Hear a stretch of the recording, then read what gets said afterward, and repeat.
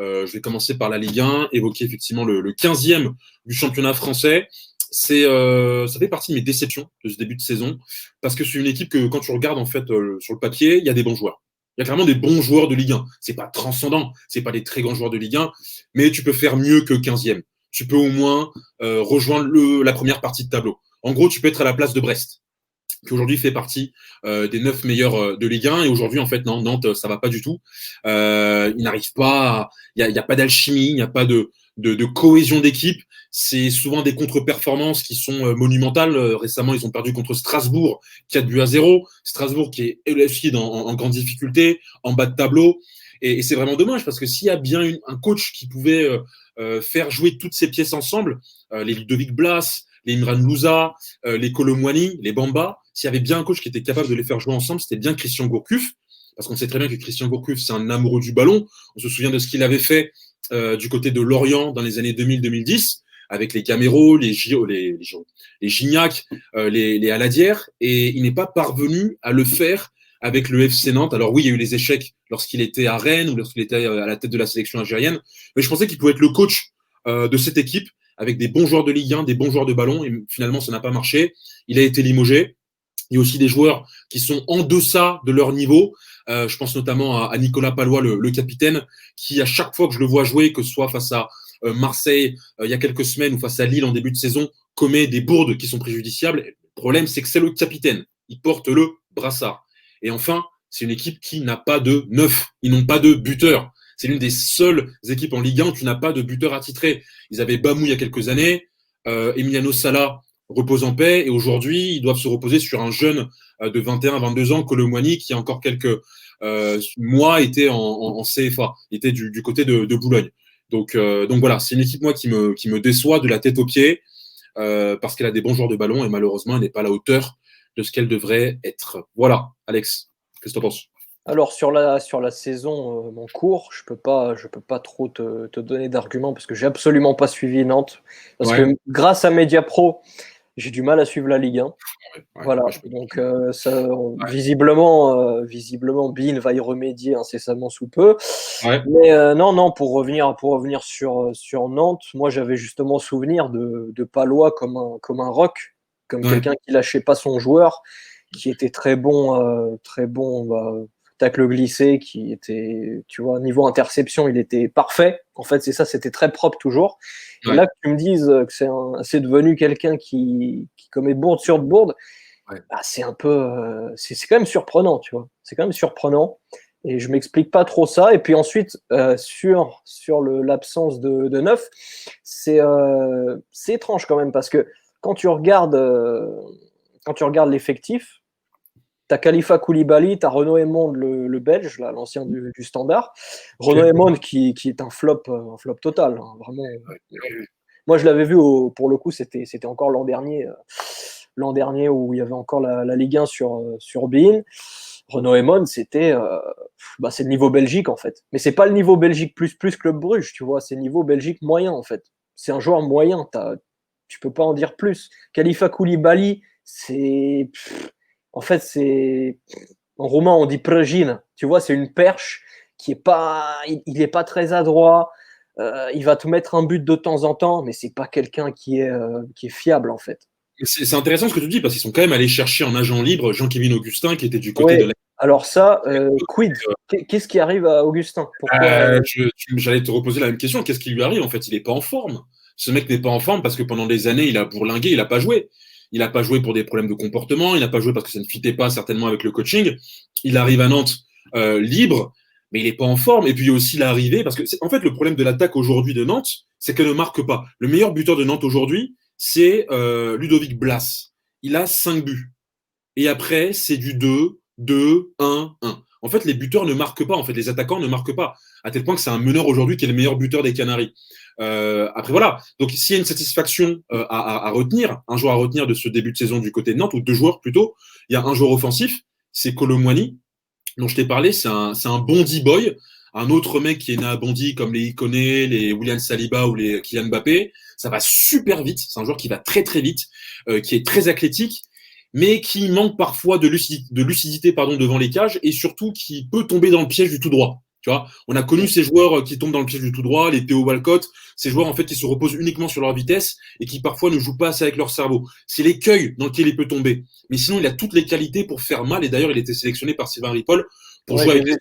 Il a marqué, ouais. Mais ouais, offensivement, Alex, c'est la merde. C'est la merde. Tu peux pas passer de Bamou, Salah à que dalle en fait. C'est clairement que dalle. Non, mais au final, c'est pas si surprenant que ça, tu vois. Au final, ils se l'ont fait toute seule, quoi. C'est cette demi-saison gâchée, tu vois. Ouais, bah, Si on t'entend, tu vois, si on t'écoute. Parce que, voilà, moi, je regarde, je vois du Emon, du Koulibaly, bon, c'est moyen, quoi. Non, c'est très bien. Ils sont à leur place, au final. Ils sont à leur place, mais enfin, ils sont à leur place. Après, j'entends quand tu dis que tu en attends plus de Gourcuff. Ouais. C'est ça, je m'attendais quand même, parce que quand tu regardes leur match, alors j'en ai vu quelques-uns, toi, tu n'en as pas vu peut-être beaucoup, mais j'ai vu contre Paris, par exemple. Paris, je crois, gagne 2-3-0, mais Nantes a des occasions. Nantes a des occasions, mais ne les met pas au fond. Ils ne les mettent pas au fond parce qu'il y a des joueurs qui sont en perte de confiance. Regarde le Nigeria que tu connais bien, les footballeurs nigérians que tu apprécies. Moses Simon, il est pas au rendez-vous. Moi, je l'ai sur MPG. À chaque fois, il me déçoit. À chaque fois, l'an dernier, il était bon. Hein, l'an dernier, il était bon. L'an dernier, moi, je m'attendais à ce que cette année soit l'année de la confirmation, mais comme d'habitude, la deuxième année, c'est toujours la plus difficile parce qu'il faut confirmer. Regarde Denis Bouanga du côté de Saint-Etienne. Pareil. Lui, s'il y a un flop de ce début de saison, c'est bien lui. Ouais. Donc, tu vois, c'est ça, en fait. Il y a aussi des joueurs qui sont pas au rendez-vous. Il y a Nicolas Palois, comme tu l'as dit, qui était pour moi, quand je l'ai connu à Bordeaux, élancé, grand, dur sur l'homme, très bon dans les interceptions. Il a le brassard à Nantes. Certes, il y a la mort de son pote, Emiliano Sala. Et là, cette année, ouais, il est pas bon. Il plombe sa défense face à Marseille, face à Lille.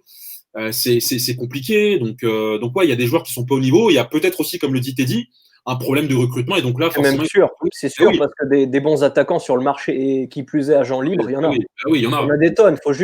C'est juste que les mecs savent pas où chercher. C'est ça. C'est pour ça que j'aime pas souvent l'argument. Comme dit Teddy, le recrutement, ok, c'est qui le recrutement à Nantes? C'est Valdemar Kita. Je sais pas si d'ailleurs tu as une petite idée, toi. Est-ce que tu as un regard sur ce mec-là que beaucoup de gens critiquent? Je sais pas si d'ailleurs il y a un petit mépris parce que c'est un mec qui vient de l'Est et que c'est pas ce propriétaire. Non, c'est pas ça. C'est pas pour ça que les gens le critiquent. Déjà en ce moment, ou dernièrement en tout cas, les gens l'ont beaucoup critiqué pour le projet de nouveau stade. Ouais. Tu vois, il veut faire un Yellow Park, enfin une dinguerie, tu vois, alors que la Beaujoire est déjà un stade tout à fait suffisamment moderne, qui avait servi, il me semble, pour la Coupe du Monde en France en 98. Ouais. Je crois que c'était le premier événement, je crois que le stade a été construit ou rénové en tout cas pour cet événement. Ouais. Donc déjà de ce point de vue-là, et puis ensuite la gestion. C'est ça, parce qu'à chaque fois, il se débarrassait des meilleurs éléments. Et puis aussi, à un moment, je me souviens plus qui était le président, mais je connais un peu les péripéties parce que ça impliquait parfois des joueurs roumains. C'était en fait des faux transferts. Donc, il faisait venir les joueurs, tu vois. Donc ça, c'était alors que Moldovan était déjà là-bas, tu vois. Là, ça remonte. Ça remonte. Ouais, mais ça remonte pas tant que ça, tu vois. Début des années 2000, quoi. Ouais, mais c'est bon. Après, moi, tu vois, c'est à peu près à ce moment-là que j'ai commencé à suivre le football. En gros, tu vois, il y avait un excellent joueur, excellent attaquant roumain qui s'appelait Ionel Dăncilescu, qui était vraiment le meilleur meilleur attaquant du championnat roumain à l'époque, et qui devait signer à Nantes. Tout était bouclé, tu vois. Et en gros, le transfert a capoté pour des questions de commission d'agent. Mais c'était pas son agent. Et pour le coup, c'était pas son agent qui avait réclamé, tu vois, trop de commissions. C'était ceux qui représentaient le président en fonction à l'époque. Donc en gros, et ça, c'était avant Kita, tu vois.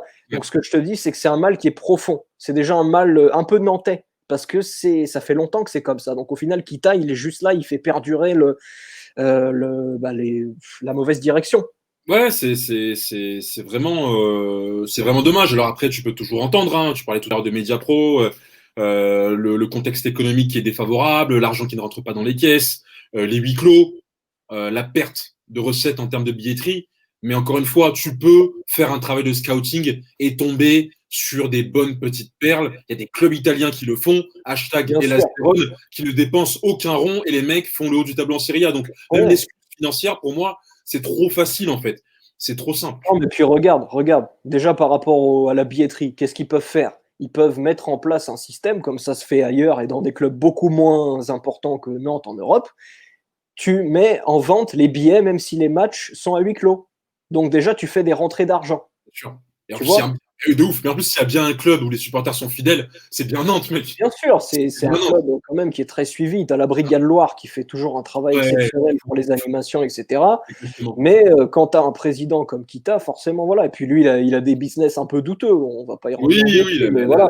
l'allongement de. Voilà, On en parlera. voilà, t'as bipé, t'as bien fait de biper, mais Voilà, c'est ça. ah ouais, c'est parti ce soir, on est en roue libre. On en Non, roule, non, voilà. non, non, et voilà. Et puis ensuite, pour le recrutement, Plutôt. tu as eu Salah. Donc tu Ouais. vois que la filière argentine peut marcher. Alors je te dis pas d'aller nous chercher du Benedetto, c'est-à-dire un mec qui peut faire des efforts, mais qui va pas te marquer des buts. Il y en a plein des bons joueurs argentins, faut juste avoir des mecs qui savent les repérer. Non, bien sûr, Ou bien sûr. alors tu vas en Europe de l'Est, il y a que ça. Non, mais Mais aller chercher Jean-Kévin Augustin et penser que tu vas revenir au premier plan en Ligue 1, c'est un risque inconsidérable, ouais, ouais, ouais. inconsidéré. Tu vois, donc c'est pas pensé en fait. Et aujourd'hui, ils s'en mordent les doigts. Bon, après, comme je te l'ai dit, il y a cette satisfaction avec Kolo Muani, qui, je pense, aura un bel avenir s'il arrive à maturer son jeu et à varier les gammes, parce que sinon, il tombera dans le piège du joueur tout droit. Je vais tout droit et j'en ai rien à foutre et je repose mon jeu que sur la vitesse. Il y a Alban Lafont, qui est vraiment pas mal. Hein. Alban Lafont, le gardien de Nantes, qui réalise plutôt de bonnes prestations, même si défensivement c'est compliqué pour lui à chaque fois de se prendre dans la gueule des assauts des attaques adverses. Il reste quand même dans le top 10 des meilleurs gardiens de Ligue 1. Et il est aussi très jeune. Mais sinon, c'est compliqué. Ouais. Les joueurs ne sont pas au rendez-vous. Christian Gourcuff n'a pas su tirer le maximum de ce qu'il avait. Et comme tu l'as dit, le propriétaire, ben, il est pas non plus au top, top, top. Donc voilà pourquoi Nantes, c'est un peu ma déception, parce que je pense que malgré toutes ces péripéties, malgré tout le contexte difficile, ils auraient pu mieux faire qu'une 15e place de Ligue 1 et des 4-0 à Strasbourg, des 3-0 à Paris, face à Paris, ou encore des 3-1 contre Marseille. Ouais, Non, ils pouvaient surtout faire quand mieux. on voit la faiblesse des 3-4 dernières équipes, justement. Parce que ce qu'il y a derrière eux, c'est abyssal, C'est pour le abyssal. coup. Ouais, Ouais, ouais. Quand tu vois Dijon, ouais. Dijon, Nîmes aussi. C'est quoi, c'est Dijon, Nîmes? ouais, J'ai Dijon, Nîmes, il y a Reims Reims, juste ouais. derrière eux aussi. Reims, ouais. Ah, tout à Reims, fait. déception pour le coup, parce qu'ils ont quand même un meilleur effectif